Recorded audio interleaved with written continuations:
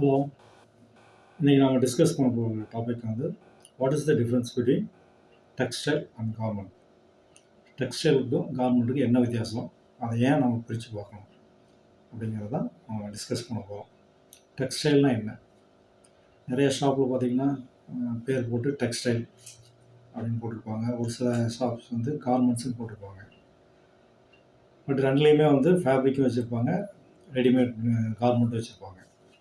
அது ரெண்டுக்கும் என்ன வித்தியாசம் அப்படின்னா, டெக்ஸ்டைல் அப்படின்னா துணியாக துணி வரைக்கும் மேக் பண்ணுறது டெக்ஸ்டைல். இதில் என்ன வரும்? டெக்ஸ்டைல் ஃபைபர்ஸ் வரும்.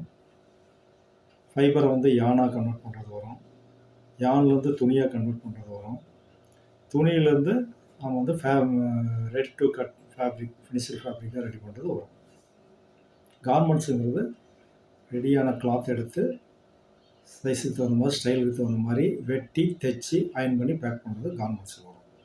இது ரெண்டையும் ஏன் தனியாக பிரித்து பார்க்கணும் அப்படின்னா, இது ரெண்டுக்கும் உள்ள மிகப்பெரிய வித்தியாசம் பெருசாக ஒன்றும் இல்லைனாலும், பட் இதை ஹேண்டில் பண்ணுறதுக்கு டிஃப்ரெண்ட் ஸ்கில் செட் தேவைப்படுது. இது புரிகிற மாதிரி உங்களுக்கு சொல்லணும் அப்படின்னா, கிரிக்கெட் அண்ட் டென்னிஸ் ரெண்டுமே கேம் தான். ரெண்டுலேயுமே பால் யூஸ் பண்ணுறோம், பேட் யூஸ் பண்ணுறோம். ஆனால் கிரிக்கெட்டில் கோர்ட்டுக்கு அந்த பக்கம் பால் விழுந்ததுன்னா தட் இஸ் சிக்ஸர். ஆனால் டென்னிஸில் கோர்ட்டுக்கு அந்த பால் விழுந்தால் தட் இஸ் அவுட். அதே மாதிரி தான் இது ரெண்டுக்கும் உள்ள மிகப்பெரிய ஸ்கில் செட் வேரியேஷன் இருக்குது. டெக்ஸ்டைலை பொறுத்த வரைக்கும் சயின்டிஃபிக் நாலேஜ், அனலிட்டிக்கல் ஸ்கில், தென் சயின்ஸ் அண்டர்ஸ்டாண்ட் பண்ணக்கூடிய ஸ்கில்ஸ் இருந்தால் மட்டும்தான் டெக்ஸ்டைல் வந்து நம்ம எக்ஸ்பர்டைஸாக ஆக முடியும். ஆனால் கார்மெண்ட்ஸில் அப்படி இல்லை. அஸ்தட்டிக் லுக்கு, அப்பியரன்ஸு, சைஸு, இந்த மாதிரி வந்து அப்பியரன்ஸ் ரிலேட்டட் ஸ்கில்ஸ் வந்து அதிகமாக தேவைப்படும். ஸோ இதனால தான் வெர்டிக்கல் செட்டப் உள்ள நிறையா கம்பெனிஸில் அவங்க ஃபேப்ரிக் மேனுஃபேக்சரிங் வச்சுருப்பாங்க, கார்மெண்ட்டும் வச்சுருப்பாங்க.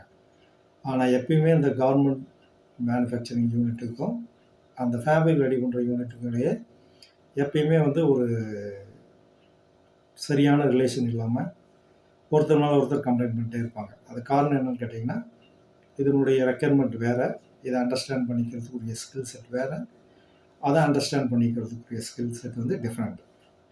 இதை வந்து அவங்க சரியாக புரிஞ்சுக்கல அப்படின்னா இது எப்பயுமே கன்னிங் ஆகிட்டு தான் இருக்கும். ஸோ அதனால தான் டெக்ஸ்டைல்னால் என்ன, கார்மெண்ட்ஸ்னால் என்ன, அது ரெண்டும் ஏன் பிரித்து பார்க்கணுங்கிறது நம்ம இங்கே டிஸ்கஸ் பண்ணியிருக்கோம்.